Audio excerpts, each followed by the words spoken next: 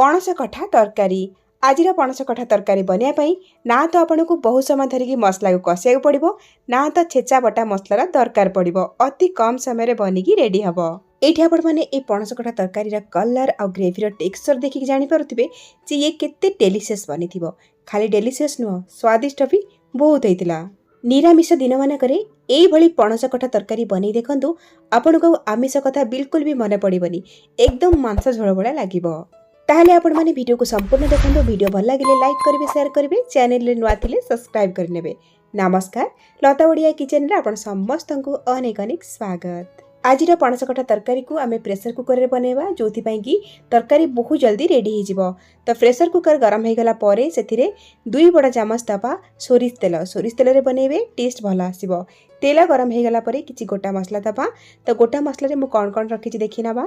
रखिछि 2टा तेजपत्र आ ता सहित रखिछि 2टा बड़ अळैच, गोटे गुजराती, 2टा सुखिला लंका, 10 रु 15टा गोलमरीच, खंडे दालचीनी आ ता सहित 5-6टा नेछि लवंग आ गोटे छोटे चामच नेछि जीरा। एठी आपण पाखरे जहाँ भी गरम मसला थिबो नै पारिबे। तो मीडियम फ्लेम रे किछि सेकंड पय ए सब को हमें भाजी नबा। आ एपर देखंतु मु कोन कोन नेछि। एठी देखंतु 3टा मीडियम साइज रो पियाज को लंबा लंबा करी काटिकी नेछि। आपण माने एठी पियाज को किछि छोट छोट करी काटिबा दरकार नै, रफली काटिकी नै पारिबे। आ गोटे बड़ा चामच नेछि एठी कोरा अदा, 1.5 इंच रो अदा को एठी मु कोरिकी नेछि। ता सहित नेछि एठी 3टा कंचा लंका। केते राग खाइबे से हिसाब रे कंचा लंका रो यूज करिवे। आउ नेछि गोटे बड़ रसुण को चोपा बाहर करिकी जेतिकी कोला बाहरला सेतिकी ही नेछि। एठी हमें मसला को बाटिबा दरकार नै। एपटे हमर जो फुटण फुटी गला परे हमें सब जिंस को एई भली भाबरे ऐड करिबा। तो गोळेई नबा आ गैस रो फ्लेम को आमे रखिबा मीडियम रे। ए सब को आमे अधिक समय पर्यंत बिल्कुल भी भाजीबानी। 1.5 रु 2 मिनिट पर्यंत भाजीबा। अधिक लाल करके बिल्कुल भी भाजीबा दरकार नाही। केवल ये जो मसलार कंचा बास्ना गोटे थाए ना सेटा जीवा पर्यंत भाजीबा। हल्का टिके भाजी गला परे आमे एठी ऐड करिबा टमाटो। एठी मु गोटे बड़ साइज रे टमाटो को लंबा लंबा करी काटिकी नेछि। एठी आपण माने टमाटो को एकदम गुंड करी काटिबा दरकार नै। ए भली बड़ बड़ खंड करी काटिकी नै पारिबे। तो टमाटो को देकी गोळेई नबा। गैस रो फ्लेम को मीडियम रे ही रखिथिबे। तापरे एठी किछि गुंड मसला ऐड करिबा। तो मसला रे मु रखिछि स्वाद अनुसार लूण, आधा छोट चामच हळदी गुंड आ गोटे बड़ चामच नेछि एठी चिकन मसला जगह रे आपण माने मटन मसला भी नै पारिबे। आ गोटे छोट चामच नेछि काश्मीर चिली जोटा कि कलर बढ़िया दबा तरकारी रे राग न थाए। गोटे बड़ चामच जीरा गुंड, गोटे बड़ चामच धनिया गुंड, गोटे छोट चामच नेछि कसूरी मेथी। ए सब मसला को आमे इथरे ऐड करिबा। तो मसला को देकी एठी बहुत समय पर्यंत भाजीबा दरकार नै। मसला को देकी टिके खाली गोळे नबा। आ एथरे आमे दे देबा पानी। एठी मु गोटे कप देछि पानी देकी पुणी थरे गोळे नबा। भलो भाबरे मसला सब को गोळे सरला परे एबे हमें प्रेशर कुकर रो लीड को कवर करनबा। आ गैस रो फ्लेम को रखिबा मीडियम फ्लेम रे 2टा हुइसिल आसला पंदा को हमें सिझेइबा। एई भली उपाय रे आपण जति मसला को सिझेइ देबे ना आपण को बहुत समय धरि कि मसला को कसिबा को पड़िबनी। तो एडी देखंतु गोटे हुइसिल आसी गला मीडियम फ्लेम रे, सेकंड हुइसिल भी एठी आसी गला। एबे हमें संगे संगे गैस रो फ्लेम को ऑफ करबा आ कुकर को एकदम ठंडा हवा पई छाड़ीबा। कुकर ठंडा हला भितरे आमे चलंतु अलगा सब प्रिपरेशन करि नबा। आजिर पणस कठा तरकारी बनाई पई एठी बनेछि 500 ग्राम रो पणस कठा। जेहेतु हमें पणस कठा तरकारी को प्रेशर कुकर रे बनेबा सेति पई पणस कठा को अति छोट छोट करिकि काटिकि नेबेनी।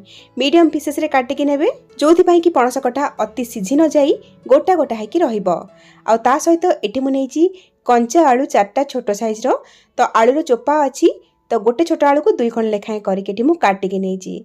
तो बड़ बड़ खंड करिकि आलू काटिछि जोटा कि भल लागिबो देखिया पई, खाया को भी भल लागिबो। एठी आपण माने पणस कठा और आलू रो क्वांटिटी कम अधिया करिकि नै पारिबे। चलंतु नेक्स्ट स्टेप को जिबा।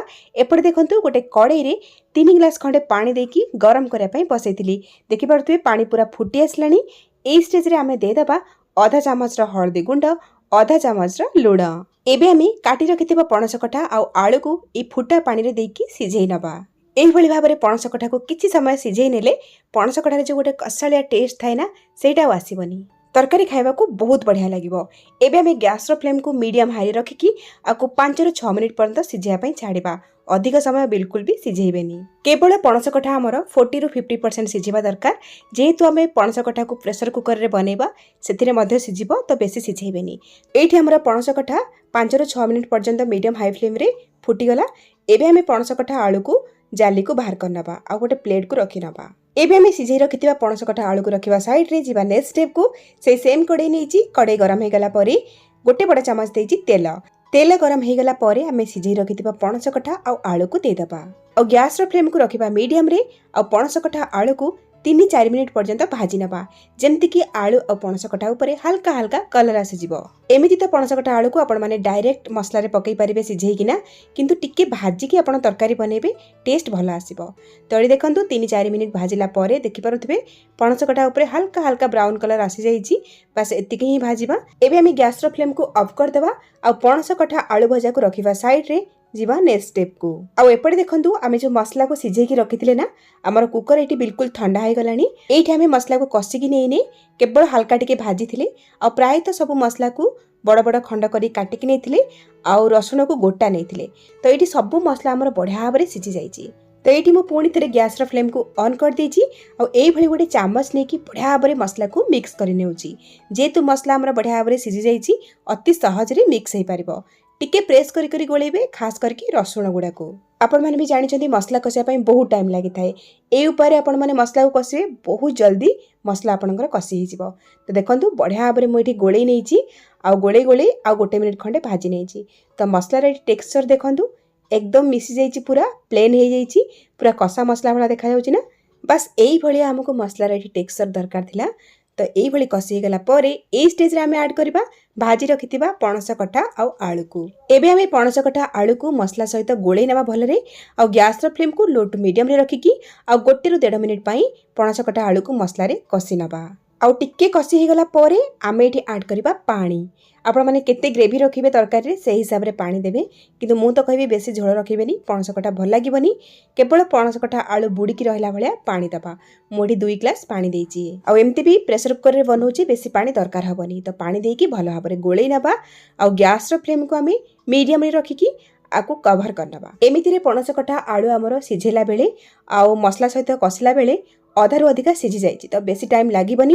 मीडियम फ्लेम रे केवल गोटे हुइसिल आसला पर्यंत आकु आमे सिझेइबा। अधिक बिल्कुल भी सिझेइबेनी, बेसी सिझी गले पणस कठा पूरा मिसी जिवो, खाइबा को भल लागिबनी।